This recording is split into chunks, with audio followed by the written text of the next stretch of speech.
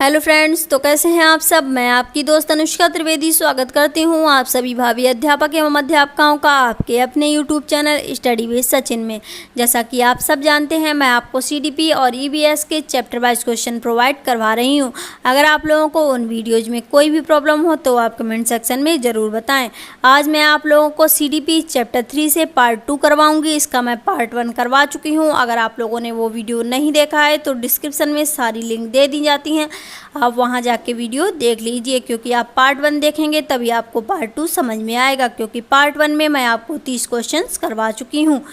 और अगर आप लोगों को ये पीडीएफ चाहिए तो ये भी आपको टेलीग्राम पे मिलेगी। इसकी भी लिंक डिस्क्रिप्शन में दे दी जाती है, आप वहां जाके पीडीएफ डाउनलोड कर सकते हैं। चलिए तो हम लोग आज के क्वेश्चंस देखते हैं।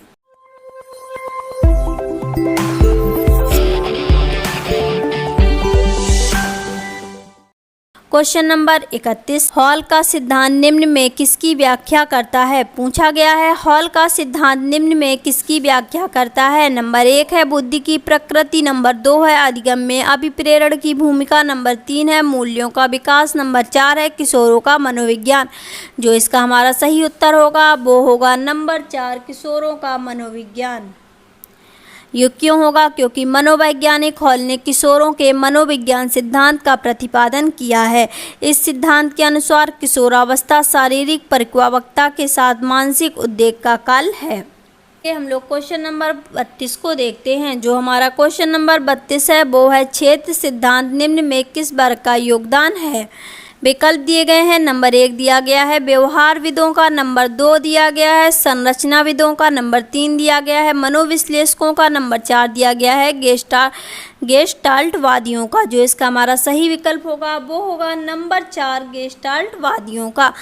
क्योंकि क्षेत्र सिद्धांत में गेस्टाल्टवादियों का बहुत योगदान है। चलिए हम लोग क्वेश्चन नंबर 33 को देखते हैं। जो हमारा क्वेश्चन नंबर 33 है वो है अभिक्रमायोजित अधिगम का प्रत्यय किसने दिया था।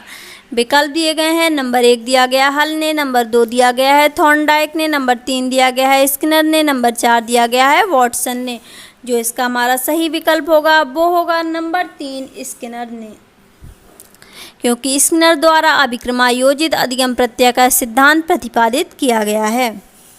चलिए हम लोग क्वेश्चन नंबर 34 को देखते हैं। जो हमारा क्वेश्चन नंबर 34 है वो है व्यवहारिक क्षमताओं में वह सापेक्ष स्थायी परिवर्तन जो कि प्रबलित अभ्यास का परिणाम होता है उसे क्या कहते हैं। विकल्प दिए गए हैं। नंबर 1 दिया गया अधिगम, नंबर 2 दिया गया है अभिप्रेरणा, नंबर 3 दिया गया है अभिवृत्ति और नंबर 4 दिया गया है अभिक्षमता। जो इसका हमारा सही विकल्प होगा वो होगा नंबर 1, अधिगम।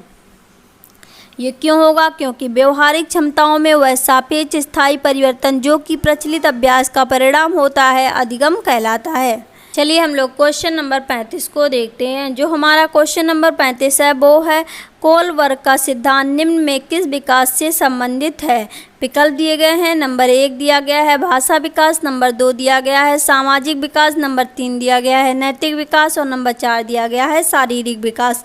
जो इसका हमारा सही विकल्प होगा वो होगा नंबर 3, नैतिक विकास।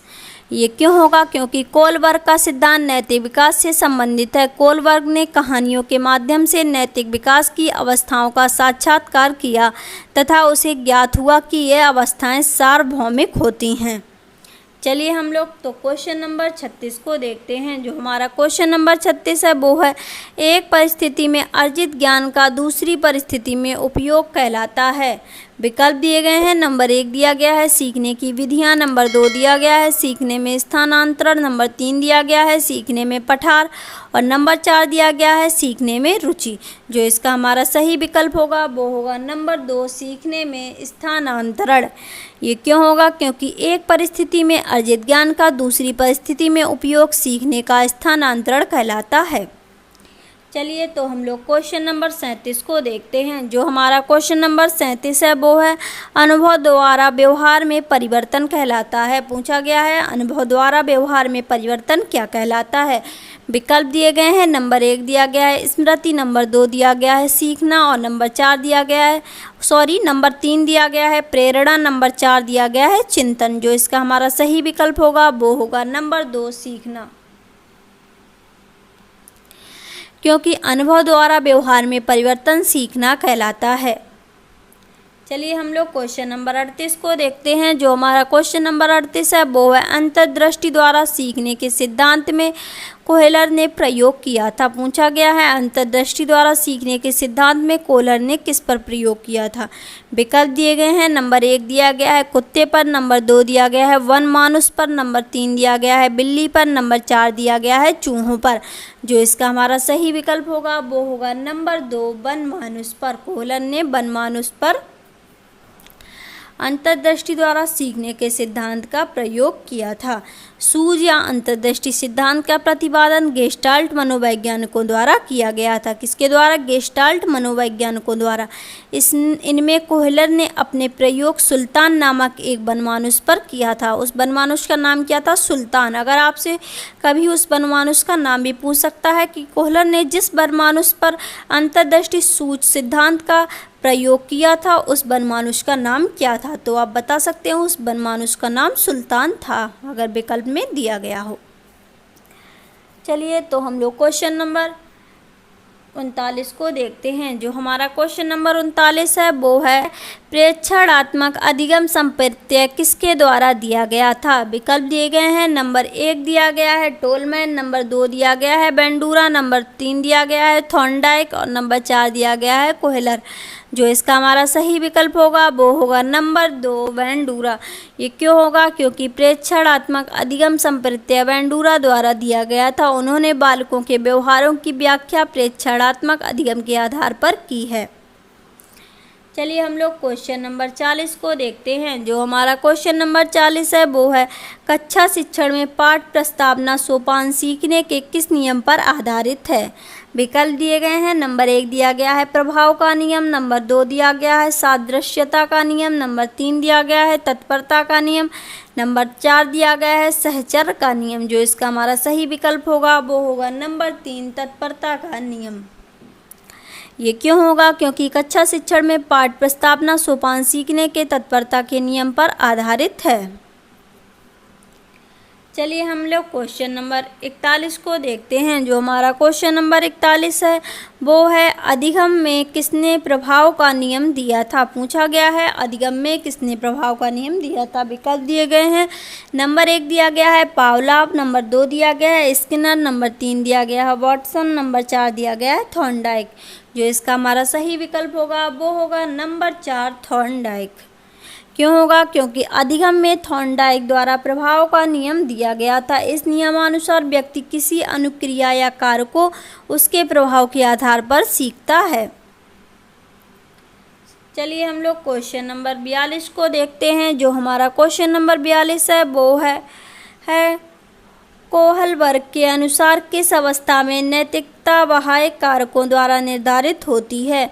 विकल्प दिए गए हैं। नंबर 1 दिया गया है पूर्व पारंपरिक अवस्था, नंबर 2 दिया गया है पारंपरिक अवस्था, नंबर 3 दिया गया है पश्चात पारंपरिक अवस्था, नंबर 4 दिया गया है उपरोक्त में से कोई नहीं।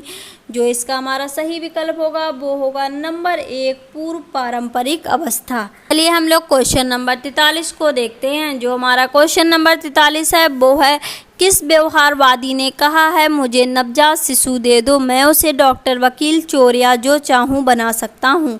विकल्प दिए गए हैं। नंबर 1 दिया गया है फ्रीमैन, नंबर 2 दिया गया है न्यूमैन, नंबर 3 दिया गया है वाटसन, नंबर 4 दिया गया है होल्जिंगर। जो हमारा सही विकल्प होगा वो होगा नंबर 3 वाटसन।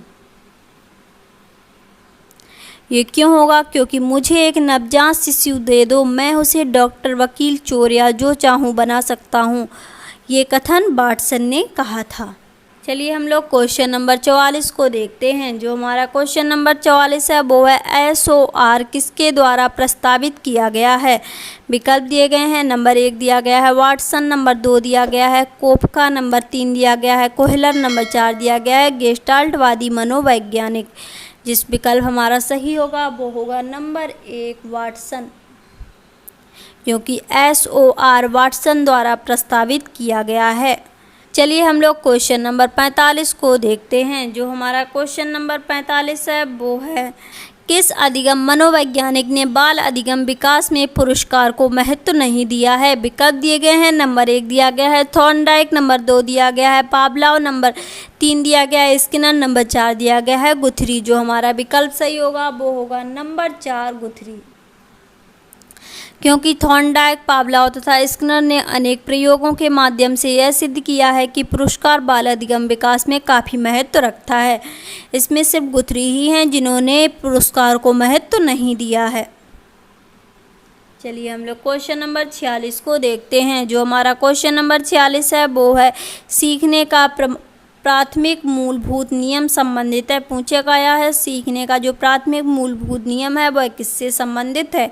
विकल्प दिए गए हैं। नंबर 1 दिया गया है अभ्यास कार्य से, नंबर 2 दिया गया है परिणाम की अपेक्षा से, नंबर 3 दिया गया है प्रशंसा से, नंबर 4 दिया गया है तत्परता से। जो हमारा विकल्प सही होगा वो होगा नंबर 4 तत्परता से।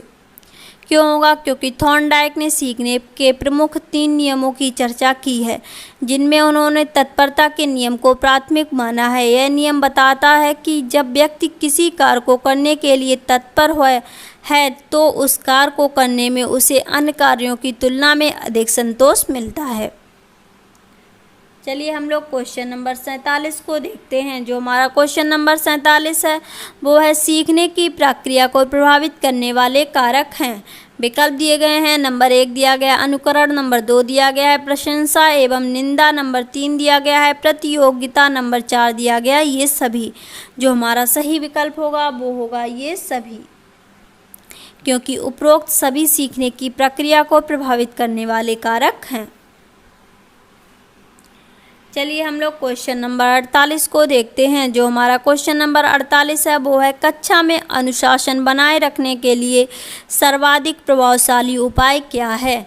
विकल्प दिए गए हैं। नंबर 1 दिया गया है अनुशासनहीन छात्रों को कक्षा से बाहर निकाल देना, नंबर 2 दिया गया है शिक्षण को रोचक एवं व्यवहारिक बनाना, नंबर 3 दिया गया है छात्रों के अभिभावकों को सूचित करना, नंबर 4 दिया गया है अनुशासनहीन छात्रों को विशिष्ट सुविधाएं प्रदान करना। जो हमारा सही विकल्प होगा वो होगा नंबर 2 शिक्षण को रोचक एवं व्यवहारिक बनाना। क्यों? क्योंकि सामाजिक समूह द्वारा अनुमोदित नैतिक व्यवहार बालकों को सिखाना है, अनुशासन है। यदि कक्ष में शिक्षण को रोचक एवं व्यवहारिक बनाया जाए तो कक्ष का वातावरण अनुशासित होता है। चलिए हम लोग क्वेश्चन नंबर 49 को देखते हैं। पियाजे मुख्यतः किस क्षेत्र में योगदान के लिए जाने जाते हैं? विकल्प दिए गए हैं। नंबर 1 दिया गया है भाषा विकास, नंबर 2 दिया गया है ज्ञानात्मक विकास, नंबर 3 दिया गया है नैतिक विकास, नंबर 4 दिया गया है सामाजिक विकास। जो हमारा विकल्प सही होगा वो होगा नंबर 2 ज्ञानात्मक विकास, क्योंकि बालकों के ज्ञानात्मक विकास के क्षेत्र में जीन पियाजे का योगदान विशिष्ट है। उन्होंने बालकों के ज्ञानात्मक विकास का अध्ययन अपने सिद्धांत में 4 अवस्थाओं में रखकर किया है। चलिए हम लोग क्वेश्चन नंबर 50 को देखते हैं। ये आज का हमारा आखिरी प्रश्न है और इस चैप्टर का भी आखिरी प्रश्न है। जो हमारा क्वेश्चन नंबर 50 है वो है, निम्न में कौन सा मत अंतर्दृष्टि द्वारा सीखने की व्याख्या करता है? विकल्प दिए गए हैं। नंबर 1 दिया गया है मनोविश्लेषणवाद, नंबर 2 दिया गया है व्यवहारवाद, नंबर 3 दिया गया है संबंधवाद, नंबर 4 दिया गया है गेस्टाल्टवाद। जो हमारा सही विकल्प होगा वो होगा नंबर 4 गेस्टाल्टवाद। ये क्यों होगा? क्योंकि सीखने के अंतर्दृष्टि सिद्धांत का प्रतिपादन गेस्टाल्टवादियों द्वारा किया गया था। इस सिद्धांत के अनुसार समस्या का समाधान उद्दीपन अनुक्रिया संबंधों के धीरे धीरे बनने से नहीं, अपितु उद्दीपनों के बीच के संबंधों की अचानक समझने में होता है। अगर आप लोगों को ये प्रश्न पसंद आते हैं तो वीडियो को लाइक करें, शेयर करें, कमेंट करें, और अगर आप लोगों ने हमारे चैनल को सब्सक्राइब नहीं किया है तो चैनल को सब्सक्राइब कर लें। फिर मिलेंगे हम लोग एक नए चैप्टर के साथ। नमस्कार।